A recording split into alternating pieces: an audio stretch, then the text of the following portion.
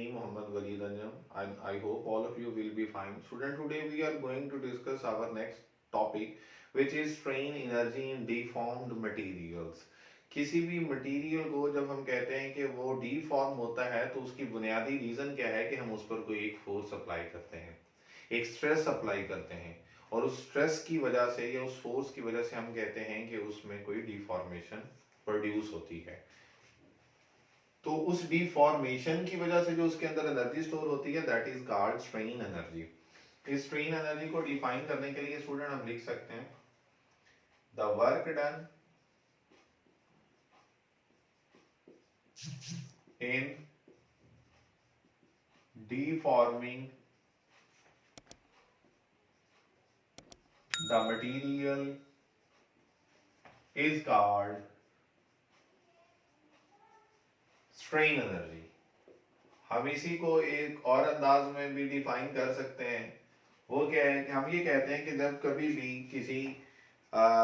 Solid पर जिसके जो पार्टिकल्स हैं या जो एटम्स हैं वो अपनी मेन पोजीशंस पर होते हैं, जब उन पर कोई फोर्स लगती है तो वो अपनी मेन पोजीशन से डिस्प्लेस हो जाते हैं, और जब वो मेन पोजीशन से डिस्प्लेस हो जाते हैं तो हम कहते हैं कि अब उसके अंदर एक एनर्जी स्टोर हुई है, और वो एनर्जी क्या होगी, वो potential energy of the molecules होगी। तो हम इसको इस तरह से भी डिफाइन कर सकते हैं the potential energy stored because of displacement of atoms from their mean position, या उसको हम कह सकते हैं equilibrium position, is called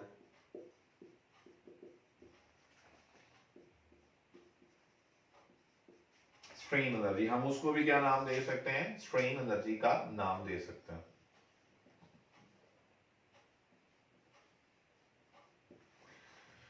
student, इस बात को समझने के लिए हम एक छोटा सा एक्सपेरिमेंट कर लेते हैं। हम ये कहते हैं कि हमारे पास मिसाल के तौर पर कि ये कोई एक फिक्स सपोर्ट है, और इस फिक्स सपोर्ट के साथ हमने कोई एक जो वायर है वो अटैच की हुई है। मैं इस वायर को ना थोड़ा सा इस तरह से डबल लाइंस के साथ बना रहा हूं ताकि आप लोगों को ये समझा सकूं कि इसका area of the cross section और इसकी लेंथ कितनी है। अब हम कहते हैं कि अगर इस वायर को हम देखें और इस वायर के इस एंड के साथ हम एक हैंगर अटैच कर देते हैं। स्टूडेंट, इस हैंगर पर हम स्लॉटेड वेज टाइप, जिसको हम कहते हैं कि मुख्तलिफ जो मैसेज होंगे वो इसके ऊपर अटैच करते जाएंगे। जाहिर सी बात है वो मैस जो हम इसके साथ अटैच करेंगे उसकी वजह से इसका जो वेट होगा वो डाउनवर्ड डायरेक्शन में एक्ट करेगा, यानी कि इस पर एक फोर्स लगेगी, और उस फोर्स की वजह से हम उस स्लॉटेड डिस्क को बना भी देते हैं। मैं ये कहता हूं कि सपोज मेरे पास ये कोई एक डिस्क है, सिर्फ इसको समझाने की खातिर मैं आपको इस तरह से कर रहा हूं कि ये जो डिस्क है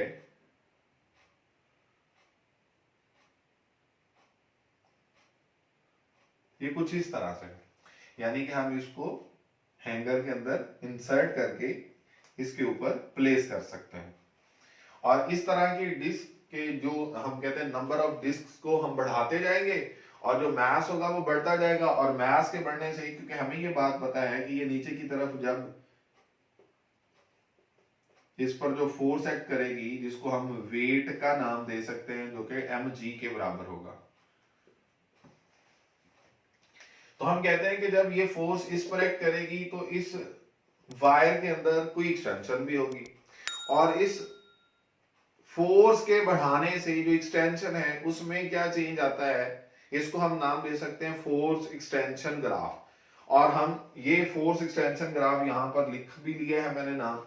हम कहते हैं कि हमने ये फोर्स है, ये एक्सटेंशन है, कितनी फोर्स के रिजल्ट में कितनी एक्सटेंशन होती जा रही है, इसको हम प्लॉट करेंगे। और जब स्टूडेंट हम इसको प्लॉट करेंगे तो हमें ये बात पता चल जाएगी कि उस प्लॉट होने के रिजल्ट में जो ग्राफ बनेगा, मिसाल के तौर पर मैं ये कहता हूं कि मेरे पास यहां पर फोर्स भी जीरो है और एक्सटेंशन भी जीरो है। फिर इस पॉइंट पर हम स्टूडेंट अगर आ जाएं और इसको मैं कह रहा हूं ये फोर्स F1 है,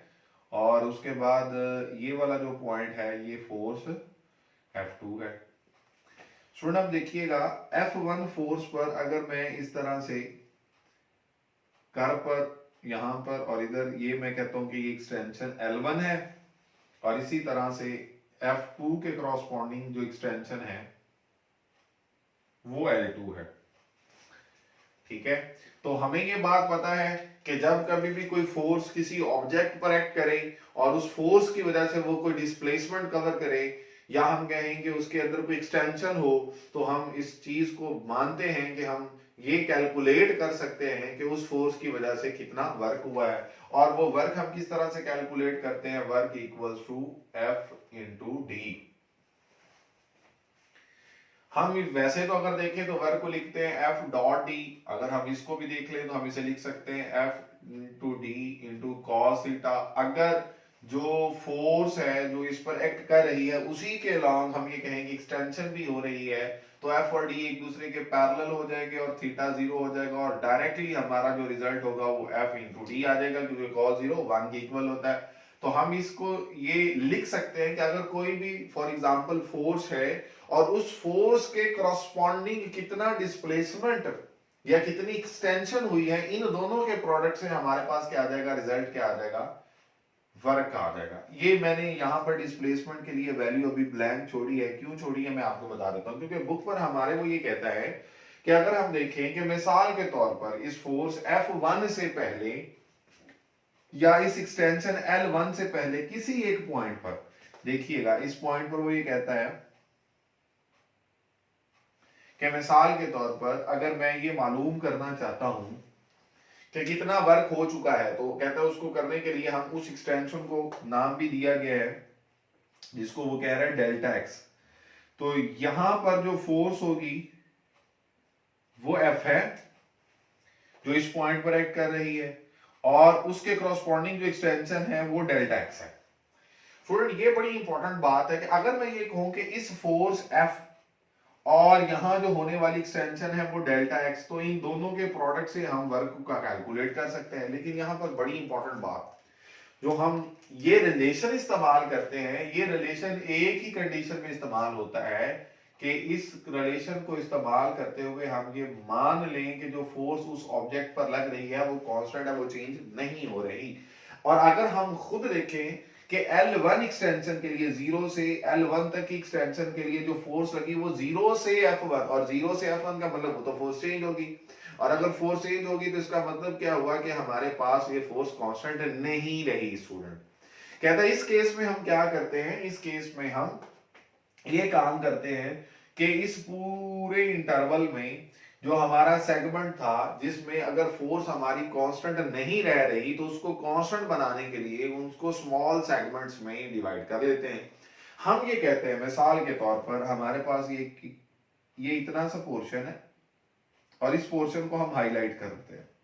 ताकि इसकी हमें समझ आ सके। कहते हैं इतनी सी एक्सटेंशन में जो फोर्स लग रही है, हम सिर्फ इसी पॉइंट पर देख रहे हैं और किसी पॉइंट को नहीं देख रहे, तो कहता है इस पॉइंट पर लगने वाली फोर्स F सिर्फ इसी पॉइंट पर, और इसके करस्पॉन्डिंग होने वाली जो एक्सटेंशन है डेल्टा एक्स, कहता अगर उनको मल्टीप्लाई करेंगे तो हमें पता चल जाएगा कि इस सेगमेंट में कितना वर्क हुआ है। और इसी तरह से जो टोटल वर्क है स्टूडेंट हम कैलकुलेट कर सकते हैं। मैं अगर इस पॉइंट को A का नाम दे दूं और इस पॉइंट को अगर B का नाम दे दूं, क्योंकि हमारी बुक पर भी ये A और B ही पॉइंट का नाम दिए गए हैं, तो कहता है पॉइंट A और पॉइंट B को हम देखें तो हमारे पास ये जो इस ग्राफ का अगर ये सारा एरिया जो है ये नीचे वाला जिसको मैं यहां पर शेडेड रीजन ये कर रहा हूं, अगर इस पूरे सेगमेंट को हम छोटे छोटे हिस्सों में तकसीम कर दें और हर हिस्सा इतना स्मॉल हो कि हम ये माने कि उसके अंदर जो फोर्स है वो कांस्टेंट रह रही है, और इंडिविजुअली हर सेगमेंट का हम वर्क कैलकुलेट कर लें और टोटल वर्क कैलकुलेट करने के लिए हम क्या करें, उन तमाम वर्क को आपस में ऐड कर लें। तो स्टूडेंट इसके लिए हमने चैप्टर नंबर 4 में भी ये बात पढ़ी थी कि हम क्या करते हैं, हम एरिया मेथड यानी कि उस ग्राफ का एरिया निकाल लेते हैं और एरिया के रिजल्ट में जो जवाब आता है वो बिल्कुल उतना ही होता है जो टोटल सेगमेंट्स का जो वर्क है उनको ऐड करने से जो टोटल वर्क हमें मिलता है। तो यहां पर बड़ी इंपॉर्टेंट बात वो ये बताता है, वो ये कहता है कि अगर मिसाल के तौर पर आप ये ओ ए बी ये एक ट्राइंगल है, in triangle O A B, कहता है अगर आप इस ट्राइंगल के अंदर क्या देखते हैं कि अगर आप इसका एरिया मालूम करना चाहें तो एरिया ऑफ द ट्राइंगल किसके इक्वल होता है, half into base into height. और अगर हम देखें स्टूडेंट तो we can write this as half base, हमारी जो है वो ओ बी और इसकी हाइट है वो ए बी। तो हम इसके करॉस्पॉन्डिंग वैल्यूज अगर लिखें तो हाफ ओ बी की जगह पर हम लिख सकते हैं ये एक्सटेंशन है L1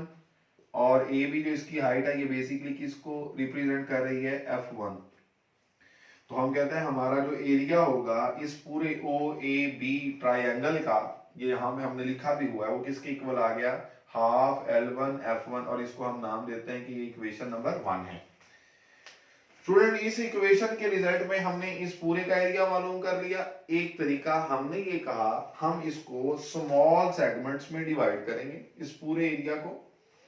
और हर सेगमेंट का इंडिविजुअल हम f इंटू डेल्टा एक्स का जो प्रोडक्ट निकालेंगे जो वर्क होगा और हर सेगमेंट का इंडिविजुअल जो वर्क आएगा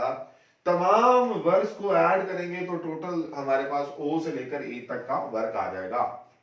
ये हमारी एक जनरल बात है जो इस बात को प्रूव करने के लिए है या इस बात को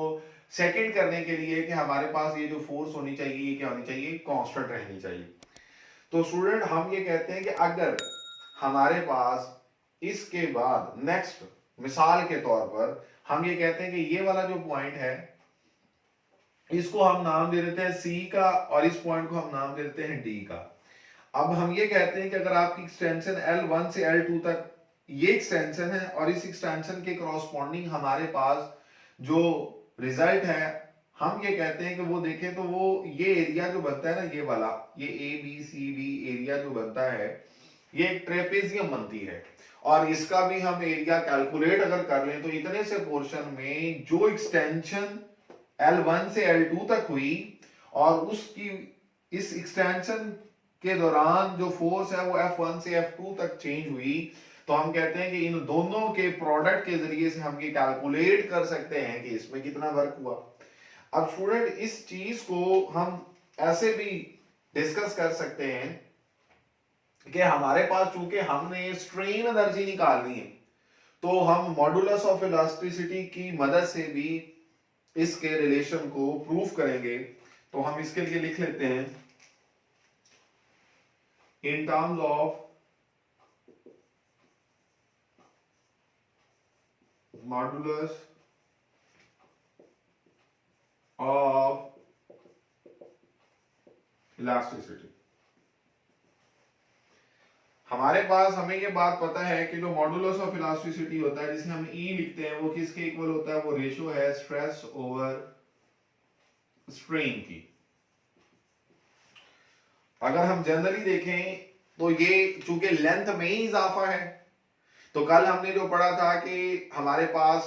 लेंथ में जो इजाफा होगा with respect to original length वो टेंसाइल स्ट्रेन होगी और टेंसाइल स्ट्रेन को प्रोड्यूस करने के लिए जो फोर्स है जो हम लगा रहे हैं या फोर्स पर यूनिट एरिया जो लगा रहे हैं वो टेंसाइल स्ट्रेस होगी। तो स्टूडेंट उसके क्रॉसपॉन्डिंगली हम ये कहते हैं कि हमारे पास अगर ये बड़ा इंपॉर्टेंट पॉइंट है F1 फोर्स के रिजल्ट में F1 फोर्स जो किसी एक यूनिट एरिया पर एक्ट कर रही है जो टोटल एरिया A है और उसके क्रॉसपॉन्डिंग जो एक्सटेंशन हुई है वो L1 हुई है इस F1 के क्रॉसपॉन्डिंग और जो total length of the wire है हम कहते हैं कि वो L है, कैपिटल L। तो यहां से अगर हम देखें तो we can write this result as F1 over A multiplied by L over L1।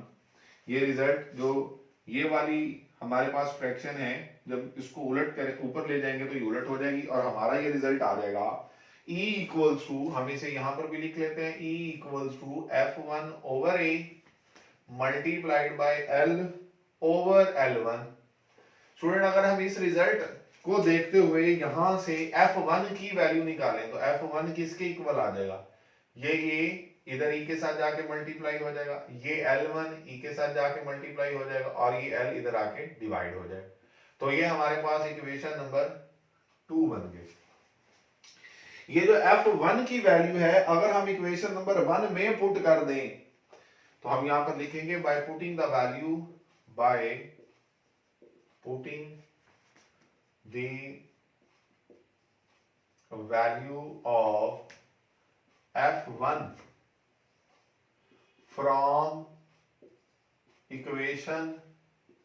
2 into equation 1। अगर हम इक्वेशन 2 से F1 की वैल्यू को इक्वेशन 1 में पुट कर दें तो हमारे पास जो एरिया था, जो टोटल एरिया इस सेगमेंट ट्राइंगल OAB का, जिसको हमने ये शेडेड रीजन भी बना दिया है, हम अगर कैलकुलेट करें तो उसका रिजल्ट था हाफ L1 into F1 और F1 की जगह पर स्टूडेंट हम क्या लिखेंगे, E A L1 over L which can be written as half E A L1 square over capital L, जो कि क्या है हमारे पास टोटल एरिया और जो कि रिप्रेजेंट किसको कर रहा है, एनर्जी को, या हम ये कह सकते हैं कि ये बेसिकली रिप्रेजेंट कर रहा है उस पूरे एरिया के अंदर या उस पूरे पोर्शन के अंदर जो वर्क हुआ है। और ये जो वर्क हुआ है, ये देखें, इस वर्क को हम कहते हैं जो उस मटेरियल को डीफॉर्म करने के लिए इस्तेमाल हुआ था, वो basically in the form of strain energy उसके अंदर हम कहते हैं स्टोर होगा। तो इसको हम कह सकते हैं कि ये स्ट्रेन एनर्जी भी है, इसको हम कह सकते हैं कि ये वर्क भी है, और ये रिजल्ट किसके इक्वल है, half E A L1 square over capital L। Student इसी तरह से वो ये कहता है कि अगर अब हम देखें कि आप F2 फोर्स यानी कि F2 एक्सटेंशन, F1 से फोर्स अगर F2 हो जाए और उसके कॉरस्पॉन्डिंग एक्सटेंशन L1 से L2 हो जाए, ये देखिएगा, तो हम इस केस में देखेंगे तो हमारी ये जो ABCD या ABDCA अगर इसको देखें तो ये कुछ इस तरह से बन रही है। मैं इस शेप को यहाँ पे ड्रॉ भी कर देता हूँ और इस शेप को हम क्या नाम दे रहे हैं, इसको हम नाम दे रहे हैं ट्रेपेजियम का। तो इस केस में हम एरिया ऑफ ट्रेपेजियम निकाल लेंगे और इसका जो एरिया होगा वो बेसिकली हमें इंफॉर्म करेगा इतने से पोर्शन में होने वाली एक्सटेंशन जो जिस फोर्स के रिजल्ट में हुई, उन दोनों के प्रोडक्ट, फोर्स और एक्सटेंशन के प्रोडक्ट को, जो कि रिप्रेजेंट किसको करेगा, वर्क को। और वो जो वर्क होगा उतने से एक्सटेंशन की वजह से जो हुआ, क्योंकि उतनी डिफॉर्मेशन की वजह से जो वर्क हो रहा है वो स्ट्रेन एनर्जी होगी, तो वो हमारी स्ट्रेन एनर्जी। कहता लाजमी नहीं है कि हमारे पास ये जो स्ट्रेन एनर्जी है ये हमारे पास इलास्टिक लिमिट के अंदर ही हो। कहता अगर आपका मटेरियल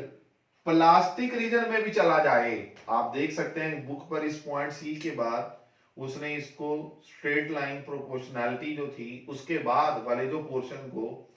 इस तरह से रिप्रेजेंट किया है। और अगर हम इसको देखें तो हम इसको पॉइंट, जैसे सी और डी का नाम दिया था तो इस पॉइंट को जी और इसको पॉइंट एच का नाम दे सकते हैं। तो पूरा ये जो ओ जी एच है, इसका अगर आप पोर्शन का एरिया मालूम कर लें तो इस पूरे पोर्शन के अंदर होने वाली जो डिफॉर्मेशन के रिजल्ट में जो एनर्जी स्टोर हुई है या जो वर्क हम कह सकते हैं इसके अंदर कंसीडर करना है, उसको कैलकुलेट किया जा सकता है। स्टूडेंट इसके लिहाज से हमें इस बात का कॉन्सेप्ट क्लियर हो जाता है कि ये सिर्फ लाजमी नहीं है कि within the elastic limit ही हमारा ये एरिया मेथड फिजिबल हो और इसके जरिए से हम टोटल वर्क को कैलकुलेट कर सकें। एरिया मेथड को हम जनरली इस्तेमाल कर सकते हैं प्लास्टिक रीजन के अंदर भी, और हमारे पास उस केस में जो रिजल्ट होगा वो OGH, ये जो पोर्शन होगा, इस पोर्शन का अगर हम एरिया कैलकुलेट कर लेंगे तो टोटल एनर्जी आ जाएगी या टोटल वर्क डन इक्वल आ जाएगा। चूंकि वर्क का यूनिट भी जूल होता है, ये बड़ा इंपॉर्टेंट पॉइंट है, वर्क का भी यूनिट क्या है, जूल है या जूल जिसे हम पढ़ते हैं, और इसी तरह से जो एनर्जी है इसका यूनिट भी जूल है। तो बेसिकली वो जो वर्क है वो रिप्रेजेंट कर रहा है किसको, स्ट्रेन एनर्जी को रिप्रेजेंट कर रहा है, और उस वर्क को कैलकुलेट करने के लिए हम एरिया मेथड का इस्तेमाल कर सकते हैं। जी स्टूडेंट, इसी के साथ हमारे पास इसी टॉपिक से रेलिवेंट शॉर्ट आंसर क्वेश्चन भी हैं। क्वेश्चन नंबर 4 अगर हम एक्सरसाइज पर देखें तो क्वेश्चन है draw a stress strain curve. जो कल हमने स्ट्रेस स्ट्रेन कर्व जो टॉपिक डिस्कस किया उसकी हम कहते हैं जो मुख्तलिफ पॉइंट्स है for a ductile material, and then define the terms elastic limit, yield point and ultimate tensile stress. ये तीनों पॉइंट स्टूडेंट हम लोग डिस्कस कर चुके हैं कि इलास्टिक लिमिट क्या होती है, कि वो मैक्सिमम लिमिट होती है जहां तक आप ऑब्जेक्ट पर कोई भी स्ट्रेस अप्लाई करते हैं और उसके कॉरस्पॉन्डिंग उसमें कोई स्ट्रेन प्रोड्यूस होता है, और जब कभी भी आप उस अप्लाइड स्ट्रेस को रिमूव करते हैं तो वो ऑब्जेक्ट अपनी ओरिजिनल कंडीशन या डायमेंशन को रीगेन कर लेता है। और यील्ड पॉइंट भी हमने डिस्कस किया। इसी तरह से हम लोगों ने अल्टीमेट टेंसाइल स्ट्रेस भी डिस्कस किया। तो आप उन पॉइंट्स को उसी वीडियो को देखकर बड़ी आसानी के साथ, क्योंकि उसमें मैंने लिखे भी हुए थे, आप रिजल्ट देख सकते हैं। नेक्स्ट क्वेश्चन है what is meant by strain energy. यही हमारा जो टॉपिक है strain energy in deformed materials, how can it be determined from the force extension graph. Force extension graph की मदद से हम उस स्ट्रेन एनर्जी को कैसे फाइंड आउट कर सकते हैं। तो वो मेथड हमने पढ़ लिया कि आप वर्क कैलकुलेट करने के लिए जो एरिया है उस ग्राफ का या उस पोर्शन का वो कैलकुलेट कर लें तो बड़ी आसानी के साथ हम स्ट्रेन एनर्जी को फाइंड आउट कर सकते हैं, क्योंकि वो जो वर्क डन है वही बेसिकली रिप्रेजेंट कर रहा है उस मटेरियल को डीफॉर्म करने के लिए जो एनर्जी हम कहते हैं वो स्ट्रेन एनर्जी ही कहलाती है। तो this is it from today's discussion. Allah Hafiz.